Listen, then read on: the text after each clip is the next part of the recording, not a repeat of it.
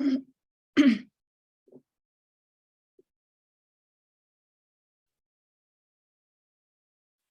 everyone. Thank you for joining us.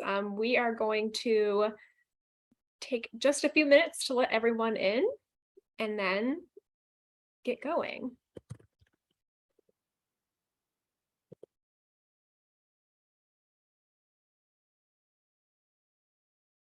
Everybody's on time so far. It's great. Yes, yeah. Happy to see everyone. Give it just another couple seconds and then we'll get started. Luckily, it's being recorded, so if anyone misses anything, they will be able to catch right back up. I am sort of curious where people are zooming in from. Yeah. Let us know in the chat where you guys are joining us from. I always think of this as kind of a lunchtime thing, but obviously everyone's coming from all over. So Yeah. we're happy to have you no matter where you're joining us from. Yeah, we're going to be using the chat quite a bit. So yeah, if you jump in and say where you are in terms of location. I don't know if we have a bunch of people from Chicago or New York or LA or South Dakota.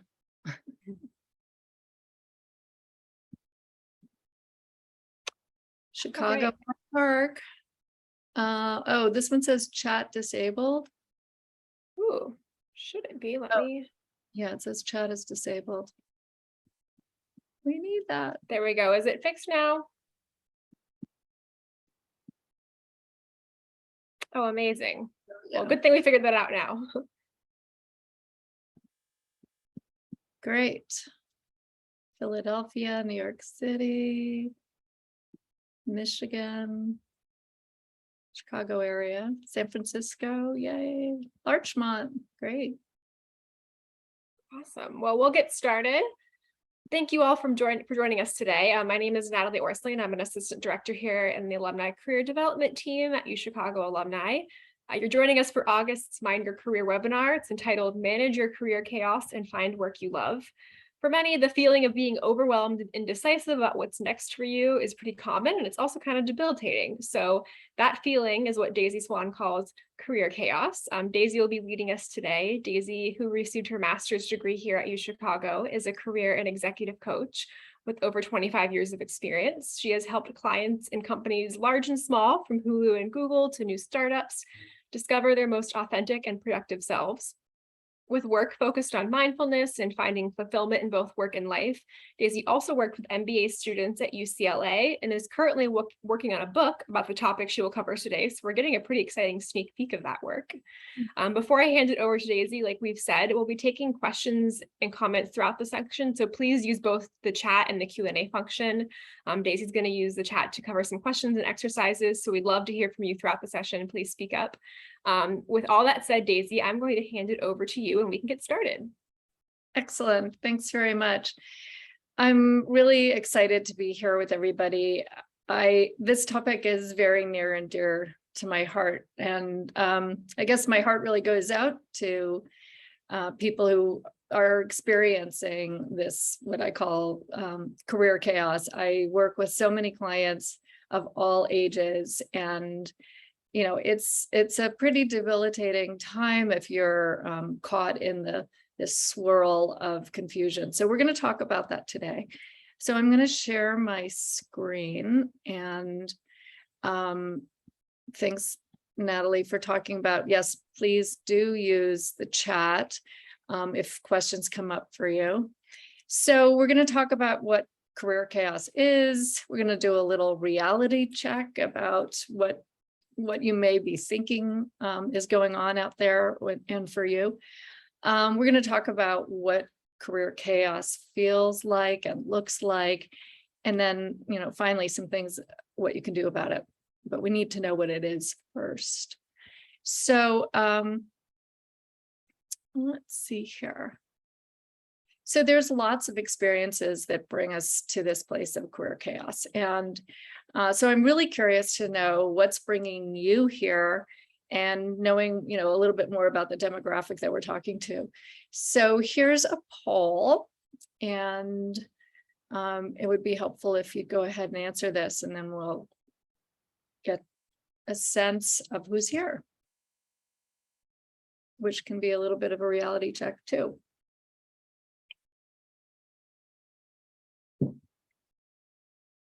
So Natalie's giving you a little bit of time to answer this. And then we'll see. So I think I will end it right now. Let's see what you said. Okay, you're in a job search and you're confused about direction. Some people want a promotion, facing pressure. I'm in a job that has led to a dead end. Yeah, so that is not unusual. And a lot of my clients, of course, come to me with that scenario. But the confusion thing, I get it. Okay, great. And then just to understand the demographic in terms of how old are you? I know a lot about what I call life stages, and there are some predictable periods of time that things show up for people. So yeah, if you can answer this, that'd be great.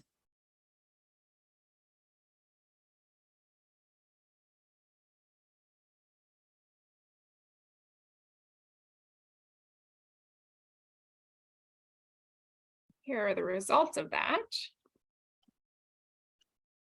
Okay, interesting. So this kind of makes sense, quite honestly. Well, you'll see a statistic coming up, but my average age client is 37. So there's a lot of career movement in that time. But I understand, well, I'm going to make some assumptions, but we'll get into this about what we're seeing here. So 43% and 29. Great. Thank you. Okay, well, let's jump in here.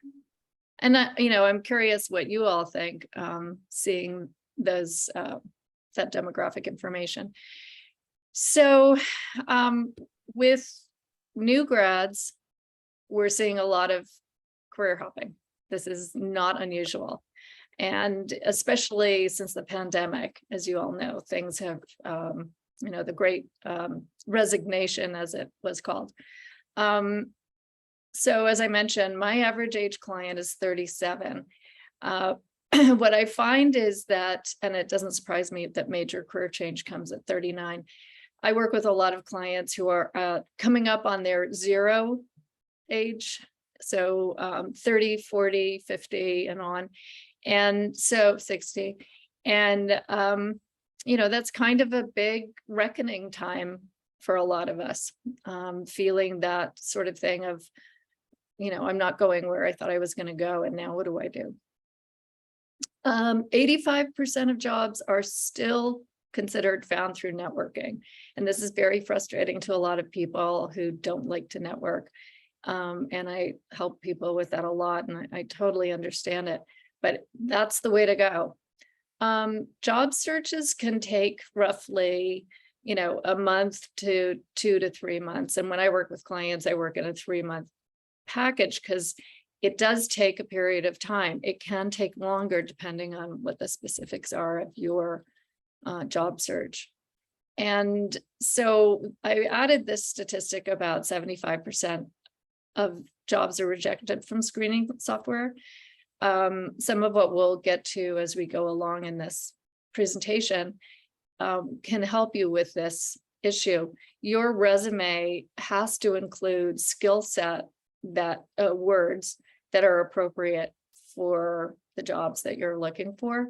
And so I'm not going to get into resume writing, but some of what you will be working on in exercises does address skill sets that you'll want your resume to show. And that's why they're getting kicked out of the screening software, because they're not addressing what the skills are. Oops, did I just stop sharing? I pressed the wrong thing. Sorry about that. Okay. So let's go on here. So career chaos, I came to think about this having worked with so many people. And the things that I see is that people are feeling overwhelmed. They get stuck in perhaps their feelings of embarrassment or shame, like just continuing to say, this is going to get better. I don't know what to do, so I just won't do anything. And people tend to just shut down. And it's an awful feeling. And people routinely will say, I want to look for a job, but I don't even know how to start. Or I'll go on these websites and, look on Indeed or look on LinkedIn.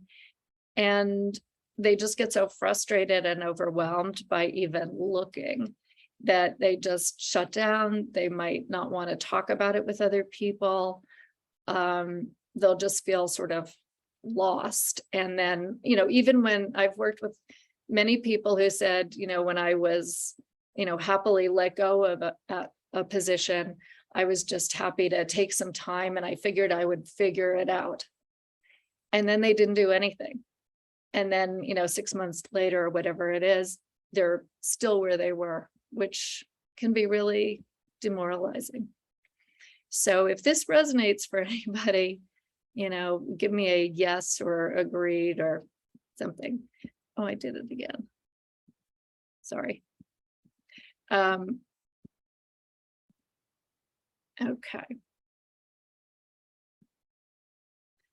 Okay, I see a couple things in the chat.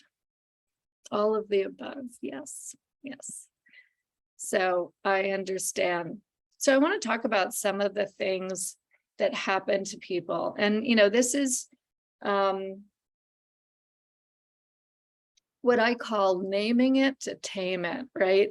If we can recognize what's going on in our thoughts that's motivating us to behave the way we're behaving or feeling the way we're feeling, a big thing that happens for folks is I'm supposed to be whatever, this is a University of Chicago alumni group.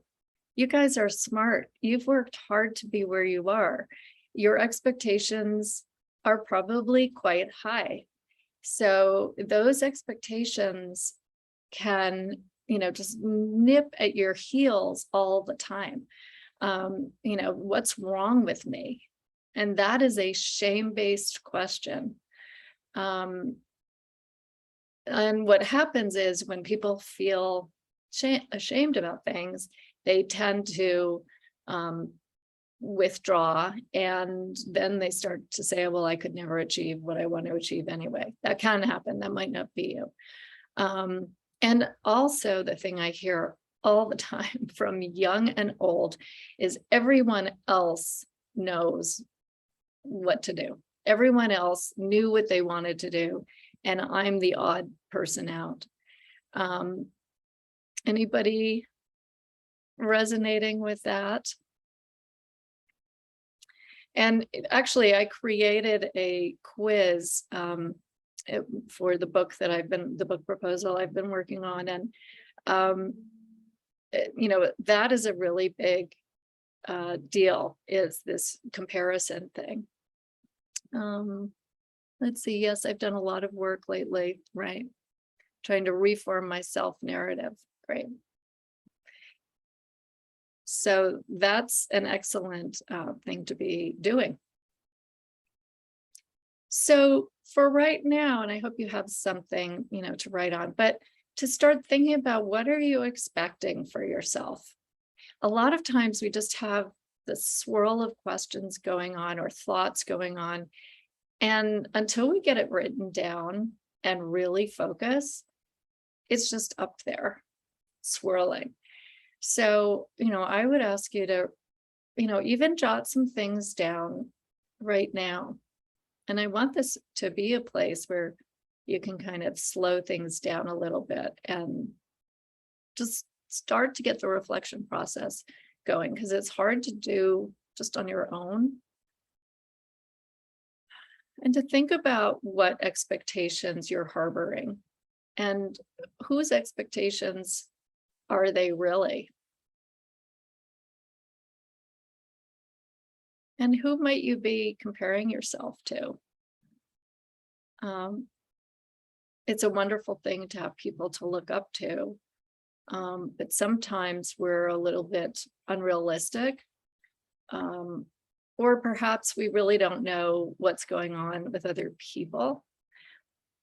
One of the things I've really learned in working with clients is that everybody has the same inner voices working on them, even very accomplished people. And so this comparison thing, we're busy comparing other people's outsides and not realizing what's going on perhaps inside for them. So I'll move on to another slide. But these are things that I would ask you to continue to work on post this webinar. So again, this inner dialogue, the self-doubt, self-judgment. Again, working with so many clients, I always ask people what's their inner voice sound like, their negative voice sound like.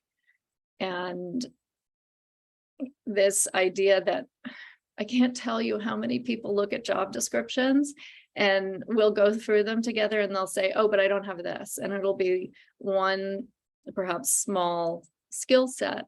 And so I always want people to recognize that this is a wish list from the employer. And I mean, I'm working with a very, very competent, very experienced woman right now who's in the branding and marketing space. And you know, she has done this so many times when we've been talking, and she'll say, well, but I don't have, it's like, no, you know, she has so many other really helpful skills. And that I'm too old thing.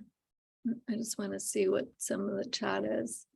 Would it be, yes, we can send the presentation materials afterwards. Yeah. And I do have, I have exercises that I'm happy to email out. So if you email me, I'm happy to send things out directly. So this thing of, I already blew it. Does anybody here feel that like, oh yeah, I'm too old. It's not going to happen. How can I make a change at this time? I'll never figure this out. So one of the things that I created was a quiz to help people recognize career trajectories, because I found that some people are what I call seekers and they're always looking for something new, but there are people who are knowers, and a lot of people are not knowers. Some people, you know, by the time they were 7 were like, oh, I'm going to be a rocket scientist, and then they become that. But that's not, you know, a huge population, honestly, but we think it is. It's true about the wish list. I just quit a job recently, and when I saw what my employer posted as the job description, they made it sound very high flying and glamorous and ambitious. Yeah. Yeah. So, okay, let's keep going. So this is a good time when we're investigating what's going on, right? Or thinking about what's going on, to take the time to really know what your comparisons are and what your expectations are, and find out how they are perhaps holding you back. And then, you know, do a little reality check, find out from other people what, you know, how do I fit in here? What are, you know, what are you expecting of me? Because I find, like, certainly with newer grads, a lot of times they'll be talking to friends and or family, and they've got some outsized expectations. So check in with yourself about that. also, thinking about how you would encourage yourself.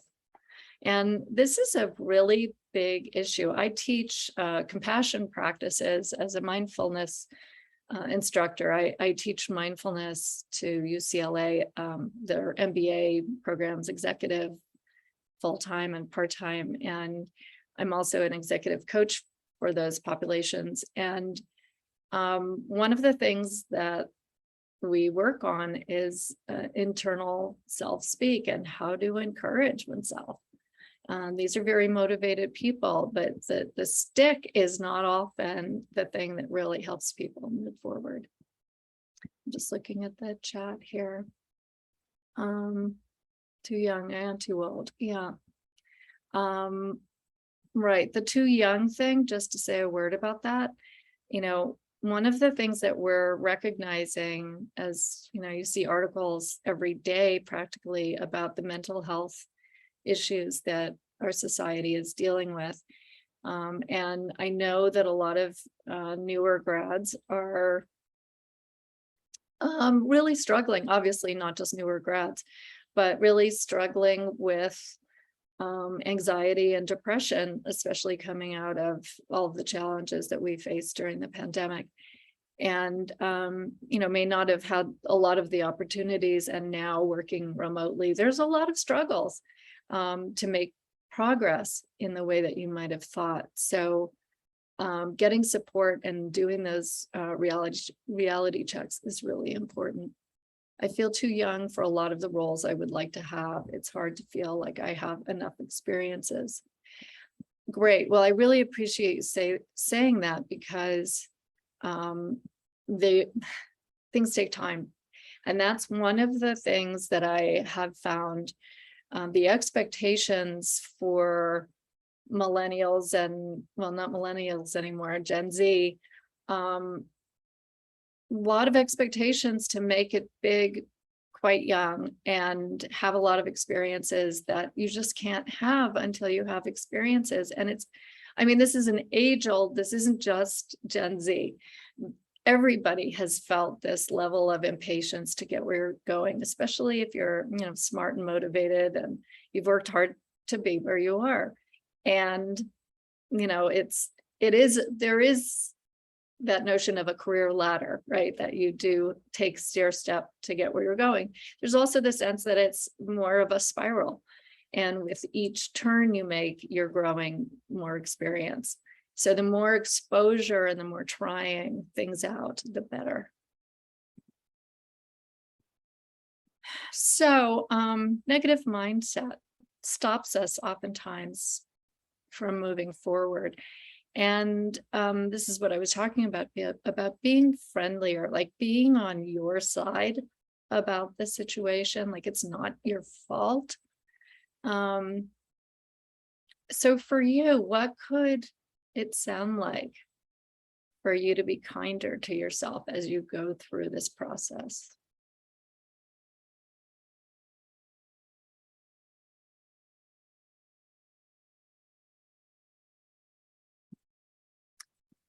I'm going to assume that I'm in a population here of a lot of learners. And I have found a lot of new grads come out of school, and this is not new grads. I know that we have a larger population here on this webinar of people who are 45 and up. The whole thing that's happening with data, the data sciences and the analytics of everything, that creates an opportunity and a challenge for a lot of people. So, because there are skill sets that you might have to learn to make you a more attractive candidate when it comes to those things. And the great thing is there is so much just-in-time training, from LinkedIn to these boot camps and whatnot. But I know it's not for everybody. I just want to look at this. Often there are gender differences. Women need to remember that the job description is only right. Yes. So women do, we women are the ones who are going to more often feel a lack of confidence about, and this goes to studies that have, been done and shown, women tend to be a little less confident. There was a point that came in, Daisy, too, over the registration questions, that someone said it's hard to be kind to yourself when you've had kind of a knock in confidence, that maybe your job that you had before really knocked you back in confidence, whether it's because you didn't like what you were doing or you didn't have the greatest support system there. And I think that's important to remember when you're talking about being kind to yourself, is realizing kind of where you're coming from may not have been the best situation. So the lessons that you learned from there are not always going to be, the way you should treat yourself or the way you should allow yourself to move forward. I couldn't agree with you more. Oh my God, I had some terrible experiences in my career, and actually they helped me to know I needed to work for myself. And I set out that plan to do that, and did make that happen. So I really, I'm glad that you said that. And one of the things we're getting to is how to counterbalance that. There's a question: what resources would you recommend for classes? I find it hard to find in-person quality classes to take. Yeah, well, that's a good question. It so depends on where you are, right? So, I mean, in Los Angeles, I live in Santa Barbara now, and we have great extension programs. There are boot camps in different cities, like the big boot camp company that I turn to a lot for my clients is General Assembly. And they seem to be in all of the major metropolitan areas. So, doing a good Google search would be important, obviously. Yes, I'm carrying, let's see here, a lot of negative talk and thoughts from my previous role and manager. Feeling, personally coming back from, cancer diagnosis. Yeah. The confidence thing is really a difficult thing, and I want to help you with that. And so here we go. So calming and resetting your negative mindset. What helps you? I mean, I could tell you things that help me, but from a coaching perspective, it's always individuals who have their best answers. So, and also I was just listening to some research recently on a podcast, and they were saying that actually other people, friends who know us really well, may know for us what's best for us. They may have ideas because they've seen how we behave. So what helps you to get into a more positive mind frame? Journaling. Need to build up psychic reserves before tackling a full-time job search. Yeah. Taking a step away, being in nature, right? You can see the trees that I have in my background. Trees are my friend, and I am certain that they are yours. So I would really ask you to spend time considering that. So here's an exercise that I find is very, very valuable, and I have my clients do this. So this is not about sitting around thinking about this stuff. This is getting this on paper. What are what I would call your gifts? What would your gifts be? Like those things that you just know how to do that nobody ever taught you how to do. It could be knowing how to talk to people. It could be knowing how to think through problems. A lot of problem solvers, they've just always known how to do it. Some people are really great at organizing, that they just love structure. And sometimes people, because I call those gifts, but sometimes people just have a really hard time seeing these things about themselves. And so asking friends and family, what have you always known about me that you see? And then really taking the time to think through, even if you absolutely hated your job or you came away at the end with a bad feeling about it, what parts might have been satisfying? Because this is a process, especially if you have more experience. You've worked through different things. You've been in different environments. So even if you can parse out little pieces from those various experiences, that will be helpful for you so that you can start to develop this ideal job description. I've worked with clients who I've had them, I've asked them to do up to 7 ideal job descriptions or ideal days even. What would they be doing? What would they be enjoying? Who would they be working with? Where would they be? And, they would have all of these ideas written down, and then we would be able to see, even if it seemed really outrageous. I had a client I worked with who he was a software developer at Oracle, and he was no spring chicken. I mean, he had done a lot of things, he had achieved a lot. And he was originally from Switzerland, and he really loved taking people to Switzerland and showing them around. And he ultimately, from the work we did, he decided to start kind of a tour business in Switzerland. So, calling through your very individual experiences can be very, very helpful. Okay, let's look at the chat here. Right, meditation is great. Insight Timer is a very useful app for a lot of people. Long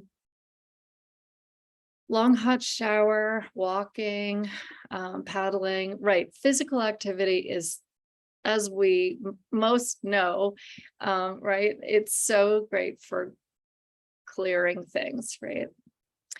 Thinking of jealousy as a helpful tool rather than a shameful tool. If you're jealous of somebody, yes, I love that. Thinking about what they've done, I think that's excellent.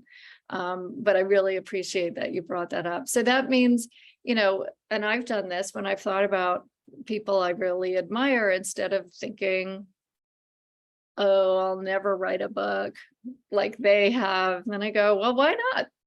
I can do that.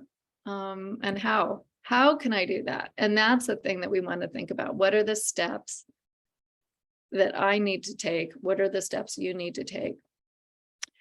Toxic bosses can be demoralizing. That is absolutely true. And, listen, don't expect, if you've come out of a really bad situation, don't expect to necessarily clear all of that quickly, and don't expect that it's going to go away immediately. It's going to take a little while. And so these kinds of exercises are really valuable.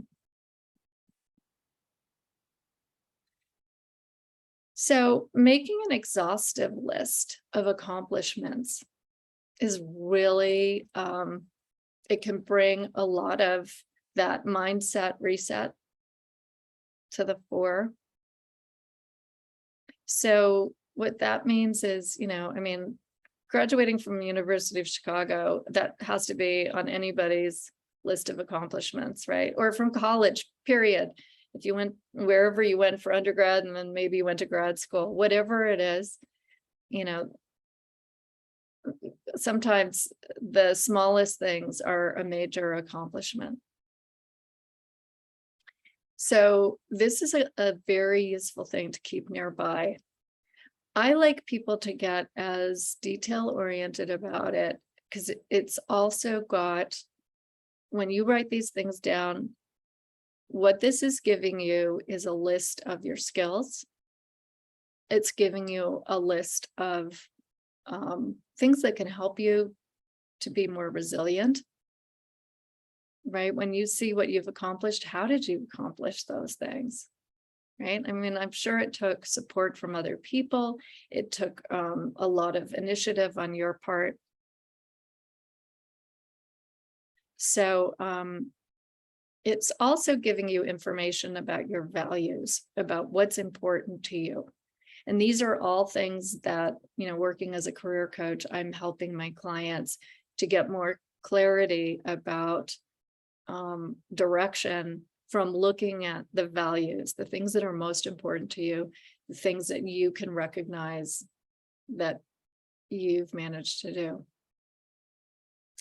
Making a list of the activities that bring you pleasure is super important. When you're burnt out, and I know some of you are, why is that? For a lot of us, it's because we haven't been doing the things that recharge us, right? You cannot squeeze blood out of a stone. And for a lot of people, that's what happens. You're working in a situation where you may have not been able to respect your own boundaries. So this is really important. You've leaned this far over in one direction. We need to lean you back over in another direction. That balance thing. And I want to say something about this. The reason I put that ignoring your personal needs does not support your professional development. I've had many clients over the decades who grew up with the mindset or the parents who said doing a job search is a full-time job. And I have a real opinion about that. If you want to say something like the 4-hour work week, maybe, then I'll give you that. But the idea of Tim Ferriss's book, The 4-Hour Work Week, is that you're doing things that are so challenging and engaging in a way that you like to be engaged, that the 4 hours that he's working in his work week are more of the things that just kind of need to be delegated. So I think it's very important when you're in a job search to balance yourself with the things that make you feel good. And so if you're running into issues where you're feeling really stretched, which I'm sure you will be, you still need to put something in there that's going to make you experience some pleasure.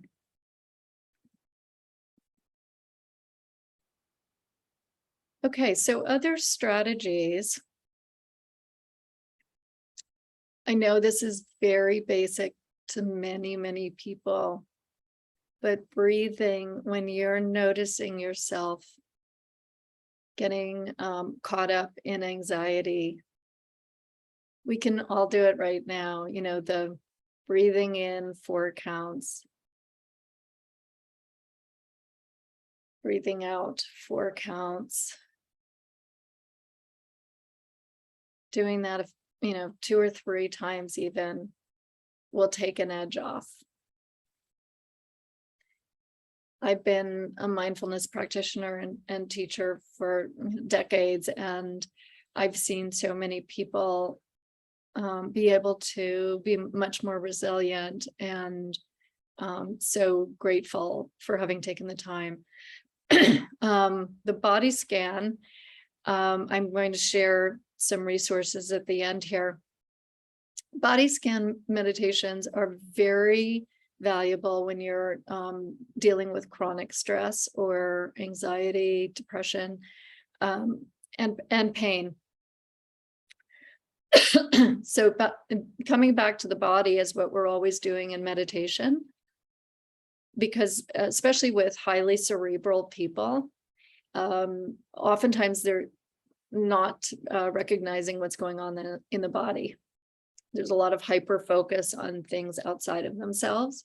And so the body just becomes a way to get your head around campus or your office or your life, and you're not really dialing in. And so the body scan meditation can be a wonderful way of connecting with yourself and finding out what you need. There's something in the chat. I think it's important, though, to acknowledge how much time and effort it takes to do a job search, even if it's not a full-time job, especially now that we are in a space where you'll almost never get a job without networking. Yeah. Okay. Well, and I'm glad that you brought that up. So I can tell you, working with clients doing a job search, um, if you're just taking like an hour an evening and scrolling through jobs, you're going to make a little progress. This is a time consuming thing to do. And if you're one of the many people on this call who are dealing with not being certain about your direction, this takes contemplation. It takes some investigation of what your interests are and what your expectations are and what your needs are. And that's where we get into your values. And so they're doing the things that I've offered to you here. Those do take time. And talking to people, setting up coffees, or short Zoom calls, or spending the time on LinkedIn and finding the people who do what you think you want to do. That's great time spent. And so what I mean by that is going onto LinkedIn, putting in a keyword or a company or a job title and finding people who do that work and looking at what their background is, and potentially being in a group with, joining groups on LinkedIn is a very valuable thing to do, because then you minimize how many connections away from each other you are, right? So you get more connections that way. And certainly working on your own profile. LinkedIn is such a valuable resource. And as I've been working with clients, I find that many people have not made great use of LinkedIn. You probably did some workshops on using LinkedIn, Natalie, I don't know. But it's not just about keywords, it's also about tending to your connections. Yeah, I think people tend to turn towards it right when they're in that middle of a job search, because they remember that they have an account and this is the time they should be using it. But if you can take a little bit of time in your day or in your week to just to see what other people are doing, I think there's a lot of people on there that talk about both their career highs and lows. So it helps you get a sense sometimes of kind of where other people in your network are and what you can learn from them, and also kind of where maybe you don't want to be because you're seeing what they're going through and that's not the move for you. Exactly. So important. And, what I've found with my clients, for example, one of my clients had been let go from a pretty senior position after being at a company for 10 years. And so he's late 40s. And, it's pretty devastating. It was a bad boss connection. He had loved his job for like 9 years, and then a new boss came in. It was a restructuring, and he brought in his people. I mean, that happens, and it was no fault of his own. He had great relationships with people, and it was just a really poor fit. This happens. And so he tried his job search thing on his own for like 6 months, had hired somebody to write a resume that quite honestly didn't really highlight him in the best way. And we upgraded his resume and the networking. The new position that he's just started, he found through a network, someone who had worked for him, and that's not unusual. Someone who had worked for him before ended up making this connection. But we had him really cull through his contacts and his network, and that's something I have all of my clients do. And then we figure out what's the narrative. What is it that you want to be sharing with other people? Okay, so let me go to the chat. Okay. Speaking of LinkedIn, oh, great. Thanks, Natalie. Recently wrote my career break announcement. Oh, I'll bet it took a long time. Yeah, good for you. Oh, good. This is great. I changed your LinkedIn would do you good. Yeah, saw that one.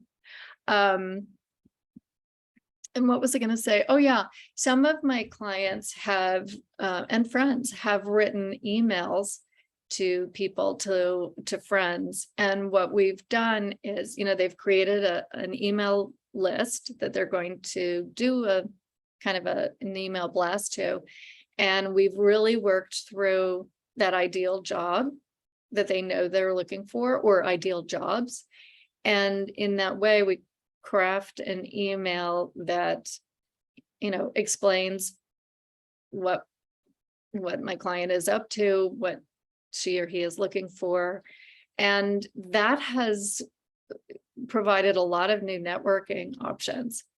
So that's something to consider.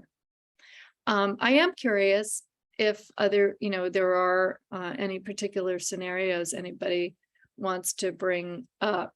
We have time for Q&A, but I wanted to just touch on these.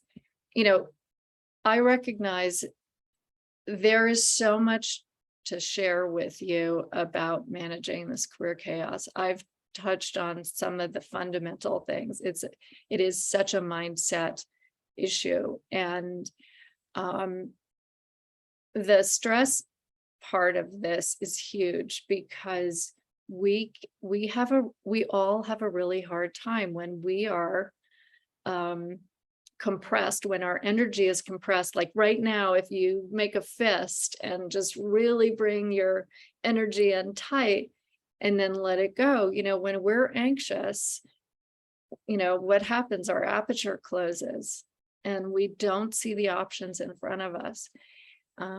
So that's why I talk a lot about stress and about doing things that you enjoy, because you need that space to be able to see what's possible for you. I want to talk about what I've got here as a list, and I really thought carefully about what to share. Quiet, I'm going to assume, I know, having been at University of Chicago, I worked with a lot of very intense introverts, and in my practice, I work with a lot of introverted clients who are some of those people who have a really hard time with networking. And Quiet, this book has been very, very valuable for a lot of my clients to read and appreciate themselves. Strengthsfinder is an assessment I have all of my clients do. There's a book and there's also the website. I'm curious, have you used that one, Natalie? Do you use it? Yeah, we actually just, as a team here at UChicago Alumni, took it as sort of a team retreat to all learn our strengths, and it's been super interesting. It was very, it was eye-opening, and it's also a really great way if you have people in your life who have taken it to kind of work with them to think through, or work with like a career coach like Daisy to work through sort of what those mean, because they give you a lot of insight into your best skills and how you can use them in your job. So I highly recommend Strengthsfinder if you want to take it. And it's not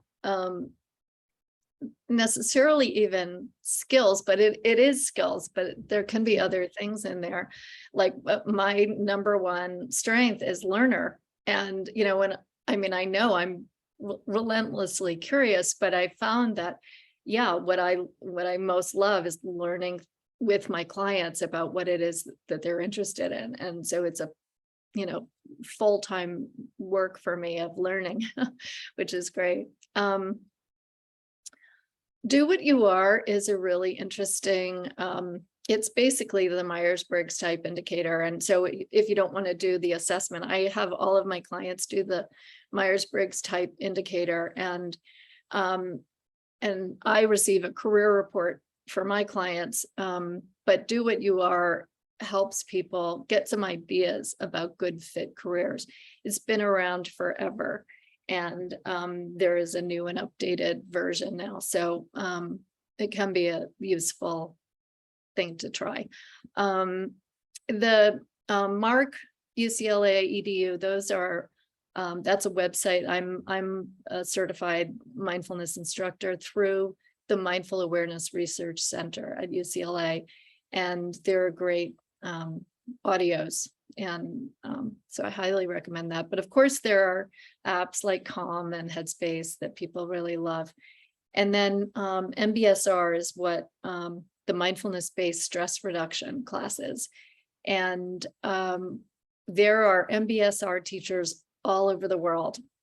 And it's an 8-week program, and it's amazing. And a lot of the research that you'll find out in the world about mindfulness come from John Kabat-Zinn's programs, because they found it so valuable for people for chronic stress and pain. So Strengthsfinder is not free. You have to either buy the book, or you need to go online, and they can sort of hide it. The online, there is a, when you buy the book, you get a one-time use code. And that code will enable you to do the top 5 strengths. There are 34 strengths that have been identified through Gallup poll information. And I think it's a super cool thing to get the 34, but you don't have to. The 34, I don't know what it costs now. It might be like $50, but the top 5, I think, is anywhere from $20 to $30, depending on where you buy it.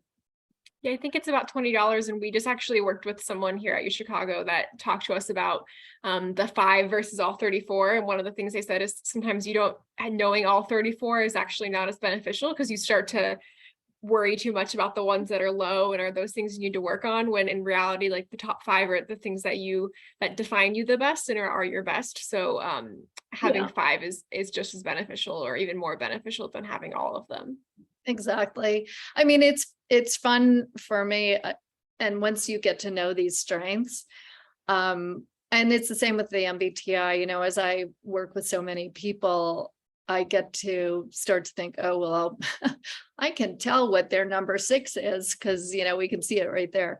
So it's very valuable. And this is one of the things I like my clients to recognize, is these assessments are not telling you what to do. Okay.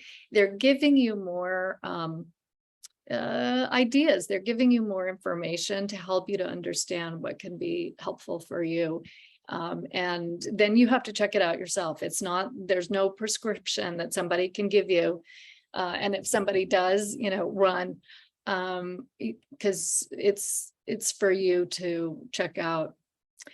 Somebody mentions, be careful with email blasts, only send out as many as you can comfortably respond to at one time. Well, that's a really interesting thing to say. So that means that maybe you got a lot of responses, and that's absolutely true.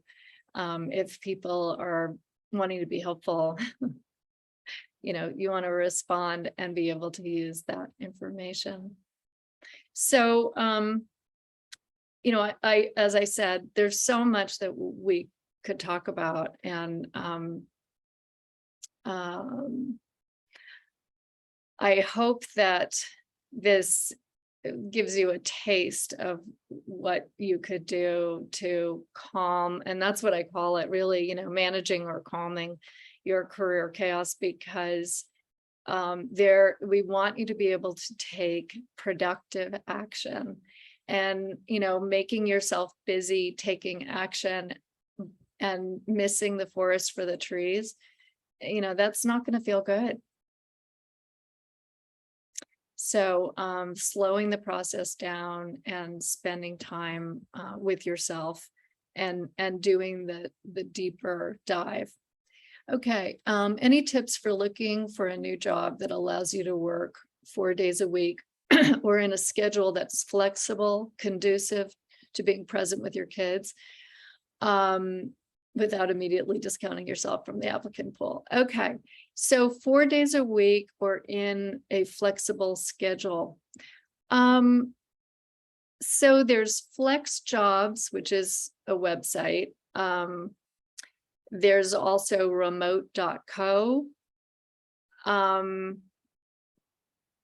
It depends on, when I've worked with people who are in a situation of having kids at home and needing that kind of flexibility and part-time type of thing. Oftentimes, if you're looking for the corporate scenario, it's just going to be harder, and there might be somebody who who really loves what you do, and they're going to make something, create something for you. But mostly this is a word of mouth type of thing, I think, and working for a smaller organization. And the other thing is, creating your own side hustle, doing something more entrepreneurial, which probably isn't what you're asking about. What advice do you have for someone who is underemployed? How do you get past the stigma of working below your qualifications? I appreciate that question, and I know that's really frustrating. Unfortunately, a lot of young people are underemployed. And if you are not a young person and underemployed, then it's about shooting for something higher and really showing yourself in your resume and on your LinkedIn and in your narrative about how this is not a good reflection of your capabilities. And most of that is going to require you knowing that, right? And getting behind yourself and being on your side to promote yourself. And that, I've worked with a lot of people in that situation, and sometimes there might be a skill set that's going to elevate you. There might be professional associations to get involved with and take a leadership role, things like that. So there's a lot of specifics to get into there. I would recommend doing meaningful volunteer work that shows your values and allowing you to flex more skills and gain more experience. That's a great suggestion. And there are really, volunteer now, obviously volunteer things got a little bit side swiped because of the pandemic. But now there's so much to be done. And I know so many people who are, in great leadership roles that really allows them to flex their leadership muscle and take initiative. So I think that's, a fantastic suggestion. And, what was I going to say about that? Oh, there are things like in Los Angeles, oh gosh, I'm blanking on the organization that does this, but there are organizations that people come in and do pro bono work. And so it's not, there's also things for people who have decades of experience. The Encore website is a great one for people who have more experience. They have a prize that they give out every year for people who are over 60 who are spearheading projects. So there's all sorts of things to get involved with, and it might take some digging, but you can find those things. So big breath. I'd welcome your emails if I can be of assistance. I am offering a 15% discount to participants. And anything else, Natalie? No, I don't think so. I just want to thank you again, Daisy, for being here. We really appreciate it and appreciate the chance to take a moment to reflect. I think these sort of the idea of slowing down and really kind of taking the moment to be mindful is really important in your career search. So thank you for hosting us today, and thank you for everyone who joined us. We really appreciate you being here and spending your Thursday with us. For career events that are always on the horizon for us, I'm going to drop a link in the chat for anything that is coming up with us. If you are inspired today and want to learn some more, they have more events coming up always. I also want to say that as the session ends, there will be a survey that comes up. Please take a moment to take it to give us some feedback, not only on today's session, but on future session plannings as well. I know we have a great experienced group of UChicago alumni here, and we really would like to hear from you guys. We feel like we all could always do more to plan and help promote programs that help people who have experience in their life and are looking for some career support in that. So thank you again, and we will all see you at the next one. Thanks, guys. Have a great rest of your day. Thanks, everybody. Take good care. Yes, Taproot.